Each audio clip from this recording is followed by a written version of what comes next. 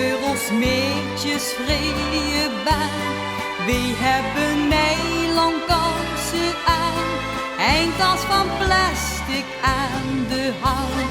Geblijke hop, dat steekt charmant. Wanneer zo'n kind op stroom passeert, is iedere man geïnteresseerd. Helemaal knikkend met zijn kop tegen een stroomlamp op. De meisjes van tegenwoordig die zien toch zo eerlijk